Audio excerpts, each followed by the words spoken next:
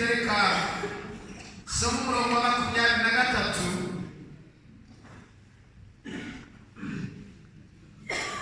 na 24 tumabisa bwa Mariko igice cya 9 umurongo wa 23 n'uwa 24 ndaza kuvuga kuva ku murongo wa mbere geza umurongo wa 29 ariko reka somaho. Mariko 9 umurongo wa 23 n'uwa 24 Yesu aramubwira ati uvuze ngo niba bishobora zose bishobokera uwizeye. Uwo mwanya se uwo mwana aravuga cyane ati nizeye kiza kutizera. Uyu munsi wizeye Yesu agushyize kutizera. Tujye muri Mariko igice cya 5 umurongo wa 35 wa 35. Mariko igice cya 5 umurongo wa 35 n'uwa 35. Akivugana nawe haza bavuye kuri wa mutware w'isinagogi bati wa mwana ko yapfuye uracyarumiriza iki umwigisha? Ariko Yesu ntiyamwitaho, abwiye umutware w'isinagogi ati witinya, izere gusa.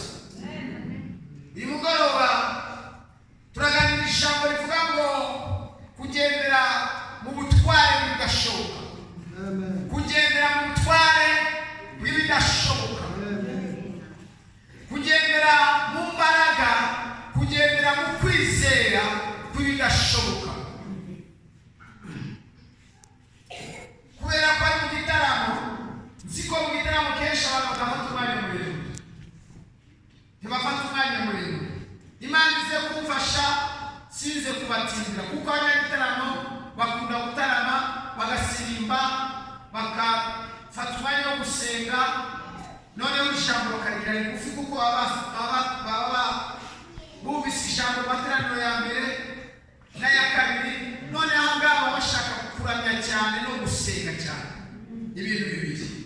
Ariko reka muri iri jambo tugiye kuganira muri minota nka 30 tuganira ijambo rivuga ngo kugendera mu bidashoboka, vuga ngo kugendera mu butware bw'ibidashoboka. Subira muri iryo jambo, vuga ngo kugendera mu butware bw'ibidashoboka. Agira ngo uyu munsi hari amagambo abiri gusa mubwira, utanga ijambo rivuga ngo nizeye kiza kutizera. Ijambo rya kabiri utanga ijambo rivuga ngo izere gusa. Suriza abantu babiri impande zawe ubwire ngo izere gusa. Izere gusa. Zose birashoboka ni wizera gusa. Zose birakemuka ni wizera gusa. Zose uzabigeraho ni wizera gusa. Izere. Zose birashoboka ni wizera. Tuzajya mu ijuru kubwo kwizera. Kwizera gusa niko kuzatugeza mu ijuru. Abizera Imana bageze mu ijuru. Ngwabo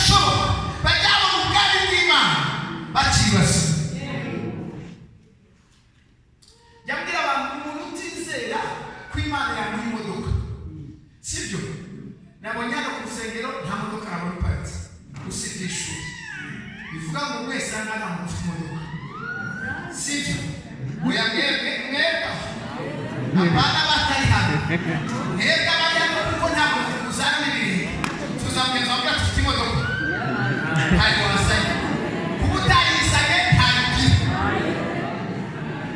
nabeshya bivuga ngo abantu bose bari hano nta modoka bafite niba utizera ko imodoka imana izaguha imodoka birakugoye kuzizera ko ijuru rizaba banza wizere ko imana izaguha imodoka ugendere muri gashoboka tugendere mu kazi kawe tugendere kure mu mushahara wizere ko imana izaguha imodoka n'ijuru rizabira nanjye ufite nashatse kuvuga kugendera mu bidashoboka ni ukwizera ko itondo kimwe uzatwara imodoka kandi nta kazi ugira ariko ukizera ko itondo kimwe imana izaguha akazi warangiza nawe ukagura imodoka nitanakabura imana ifite amafaranga adatubona akazi abantu bose ntibatuzi imodoka kubera ko bayikuye mu mushahara batuzi imodoka kubera ko babyizeye izere idashoboka kandi bigenderemo ubyizeremo bizasohora mu izina rya Yesu.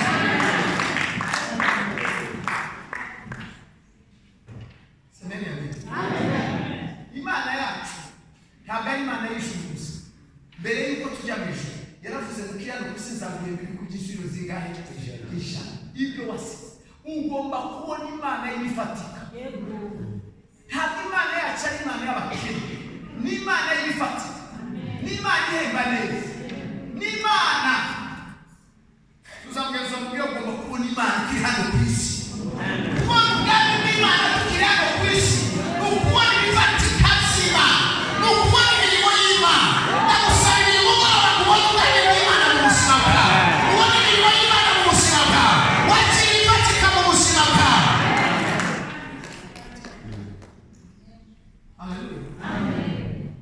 Vuga ngo ibifatika.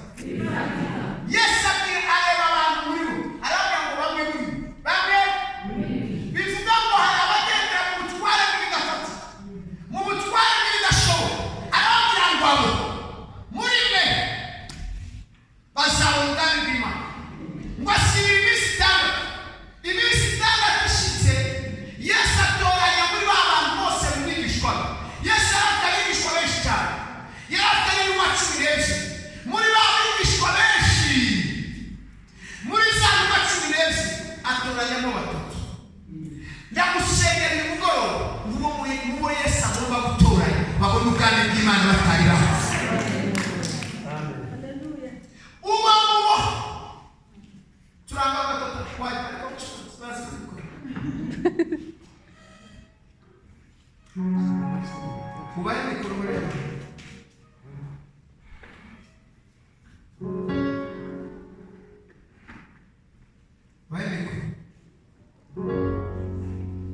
hari indirimbo rero izamu turangana kiri hejuru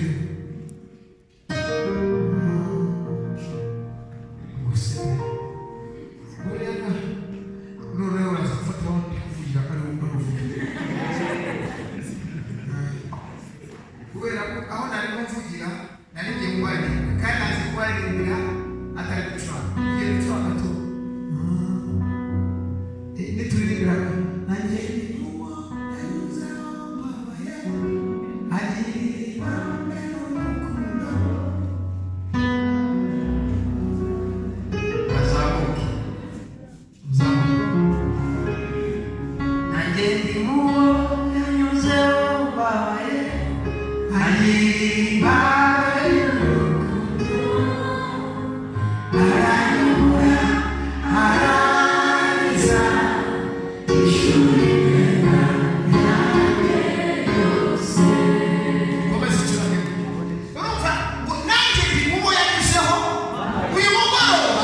Yes,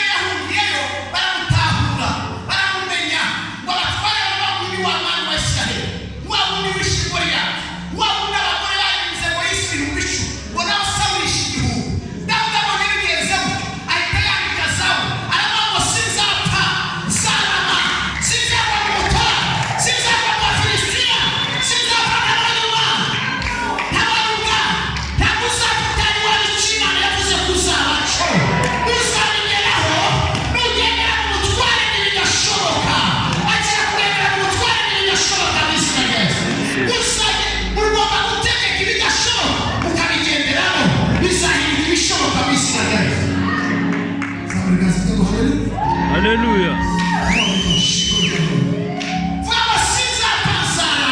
Sinzapfa kugira ngo zatanga hari ubuhamya bwatanga gufatika ariko hari ubuhamya bw'ivugira hari usuzamanuka hano uri kugendera imodoka yawe nta uzahuha basaba ngo runaka imana hari imodoka hari umunsi utazatanga hari umunsi ubuhamya bwawe buzavuga ubwami bw'Imana ubuhamya bwivugira ntabwo wo buvuga Imana igukorera ibitangaza kivuga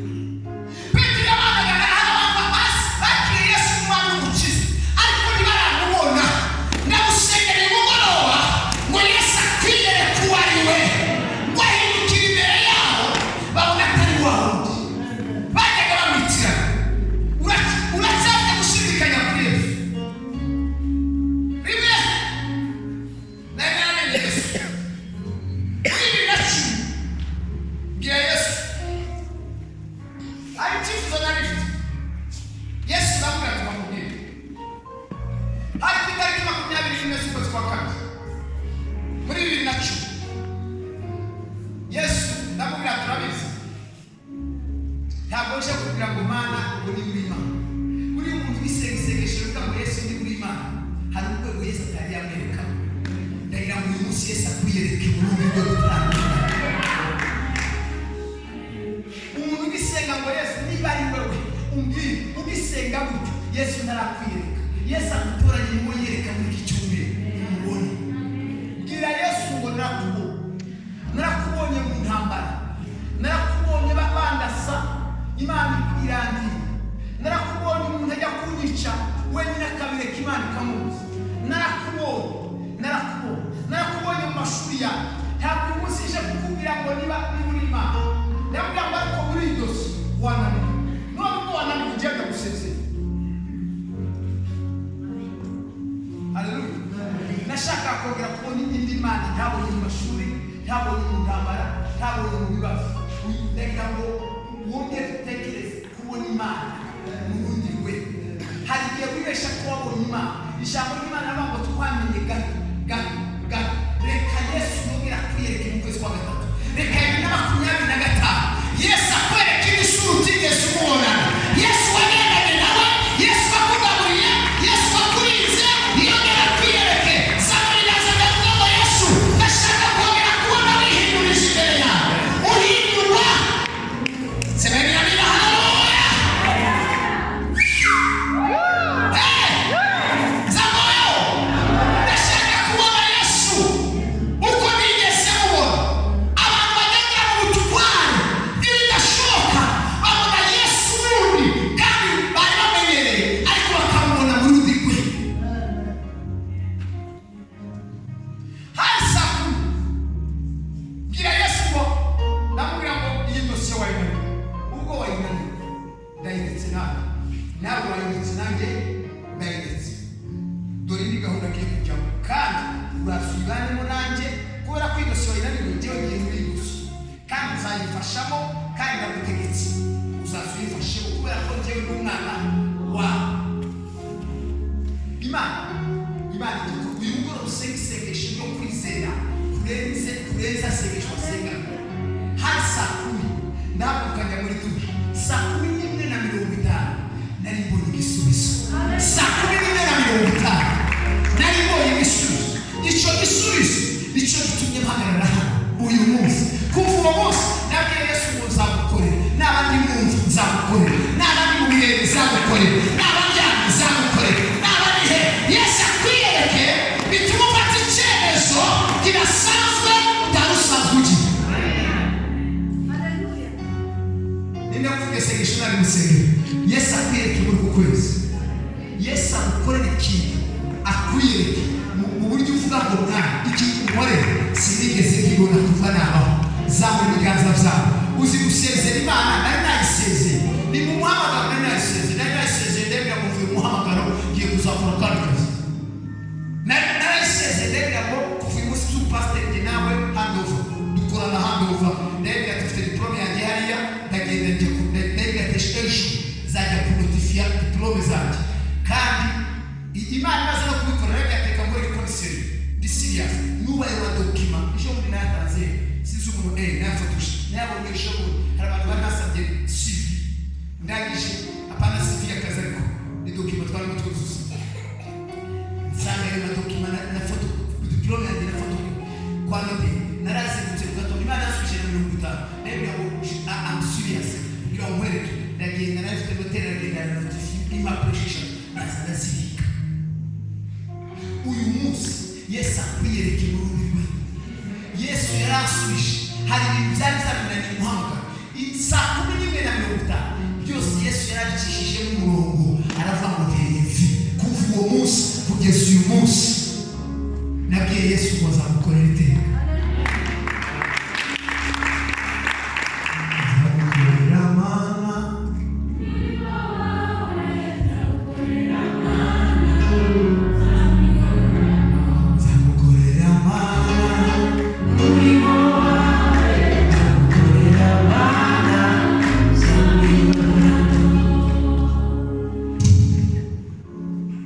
Petero wabonye Yesu ngo agize gutya abona Eliya na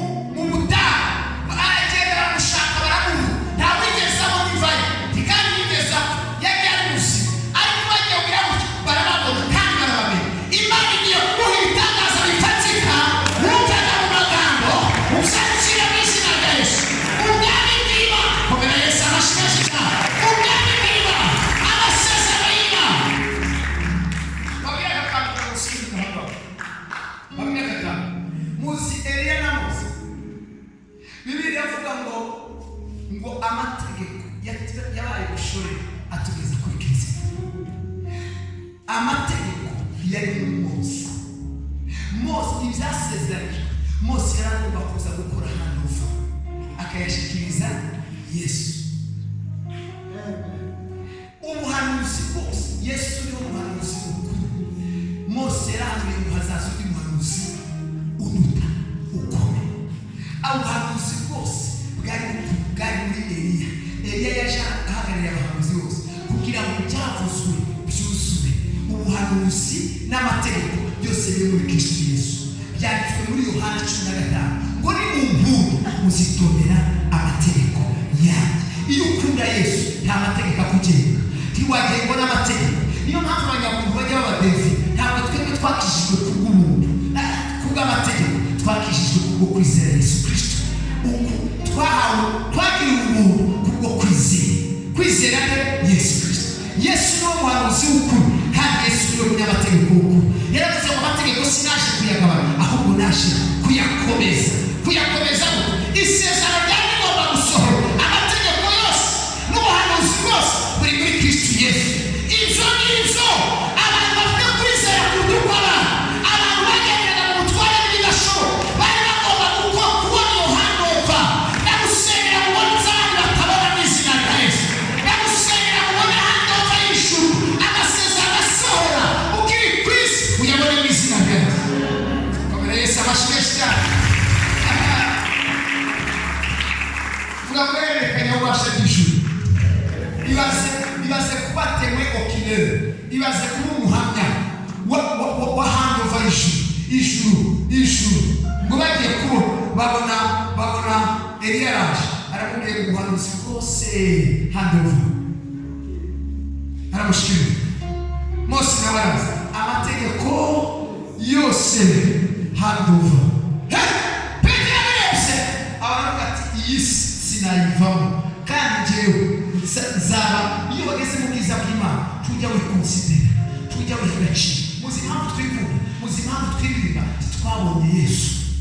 Impamvu bavuga ko twaririmba bihimbaza bajya ahantu hakomeye bakajya ku mateleviziyo no ku mayutube bakiyamamaza ntibabonye Yesu. Umuntu wabonye hano upfa ya Yesu ntajya yihimbaza.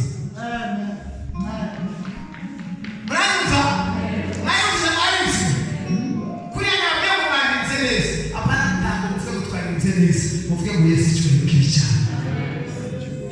Ntabwo izina ryawe ry'Imana. Apana twebwe twebwe. Apana cyo kuzasanga. Shakaza turinda nani. Rero byakiva gashi. Turigeze uzagenda hiti azaba.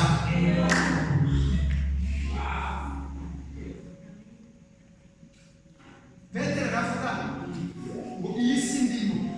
Iyo wabonye Imana, iyo wabonye Yesu neza, ujya gutekereza Imana. Bahita Yesu ngo Yesu we wicyo gusaba ikintu ngo reka mwubake amahema ngaho ngo nshingane zingane wiyawe ya Mose. None bo Yakobo na Yohana bari baje. Donc iyo wabonye Imana ujya wiyibagirwa, tujya wiyitaho Imana ikwitaho. Iyo wabonye Imana ujya ukorera Imana ntuzapfushe.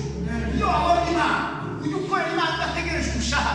Ndagira ngo ubwami bw'Imana bumanuke mu mutima wawe. Akira ubwami bw'Imana mu izina rye.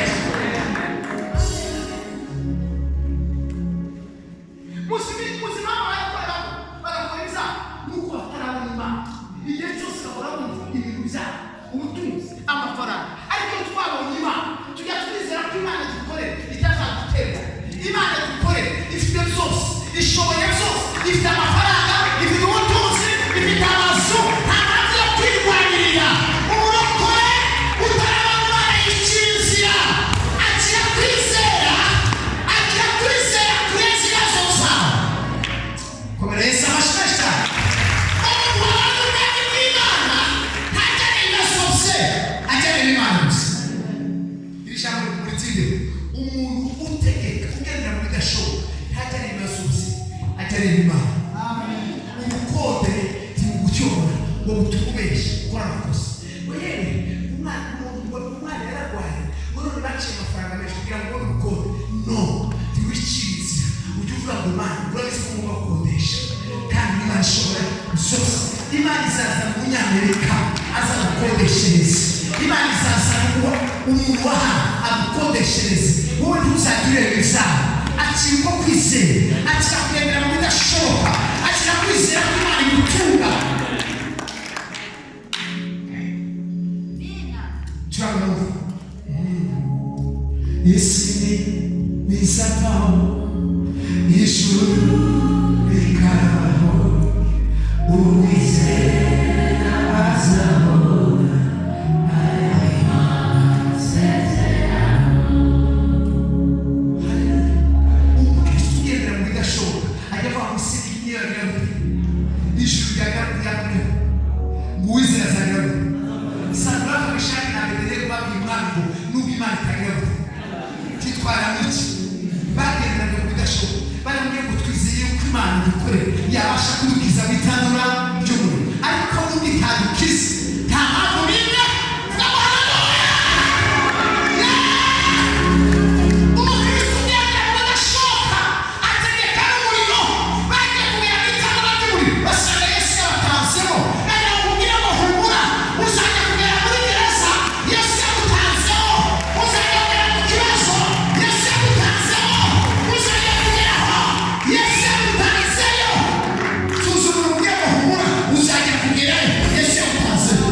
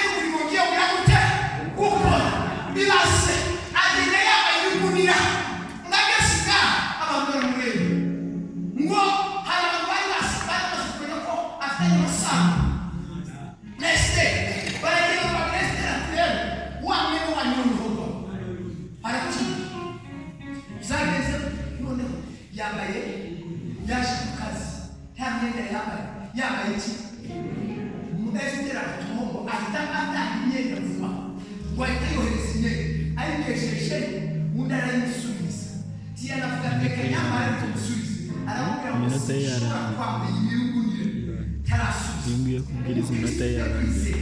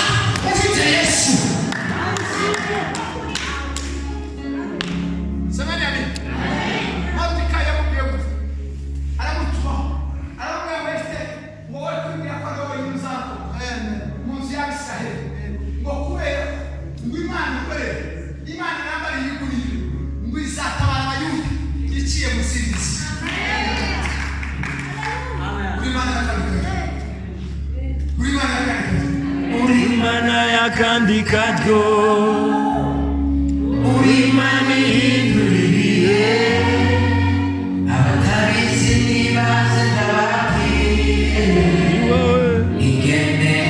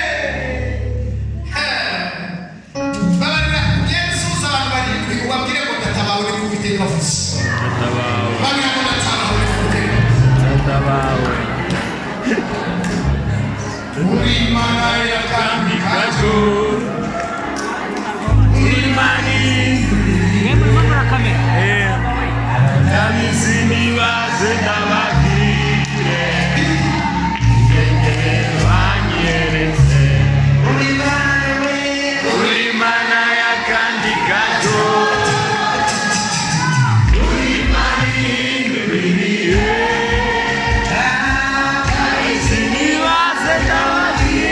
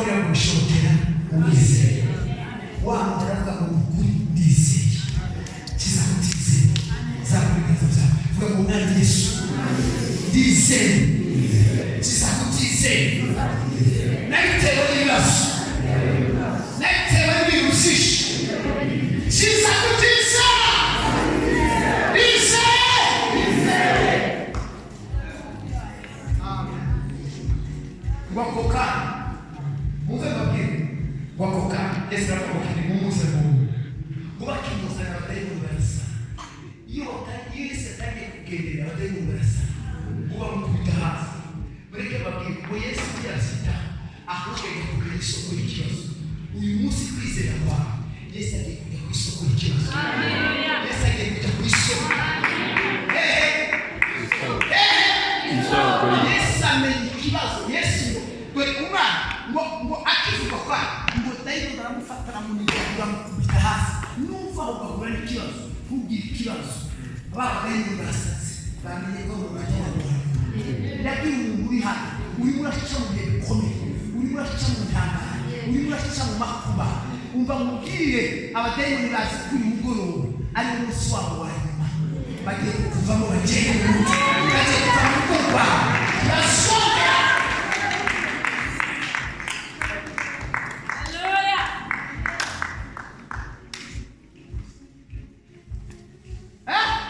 wese ajyambere arambwira ati none uyu mwana wawe yafashe ibyaha mwumvise uyu mwana wawe yafashe uyu mwana wawe Yesu yashakaga kubivuga baramubwira ngo kuva kiri umwana kandi baravuga wahuye ahita amubwira n'ibindi none batari yamubwira wahita amubwira ngo yamufashe ajya gukubita mu muriro no mu maso kugira ngo bamwice hari ikintu cyashatse kukwishisha nakubwiye ngo tuzapfa kandi bamubwira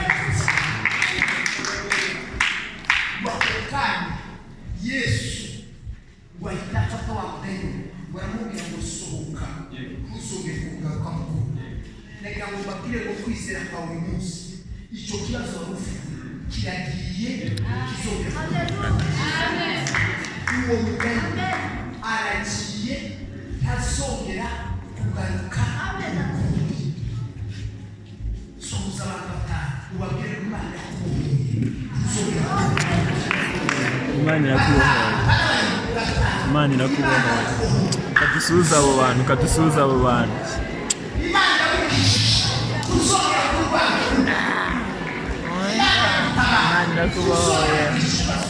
Imana irakubohoye birarangiye Imana yakuzuye iciye musasanya Imana yakukorera itangaza ibishoboye kumara gukora kandi bisegeshize Imana yakubwishije iyo rwara rizongera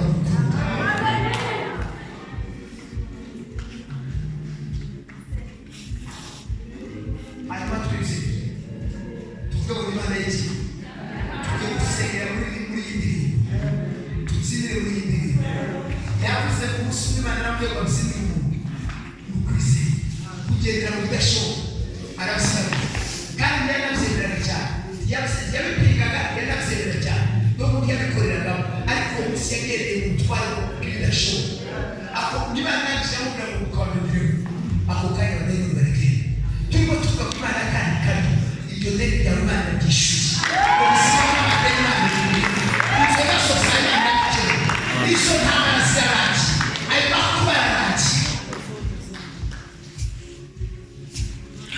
hari ibintu uzi ko bitagishoboye ukaba urashoboye wowe wizere birashoboka ngo barasabure yayobowe ngo uracyandika iki Yesu hari abantu batagisenga hari ibyifuzo utagisenga hari ibyifuzo baretse urabati Yesu nawe yaramuhishe reka mwihorere reka mubwire ngo Yesu yamubwiye ngo kubwire ngo izere gusa Yesu ajya kubikora izere gusa atazakira izere gusa Imana kwandika Imana y'iki ariko shaka itegura fata ibyawe byose uvuge ngo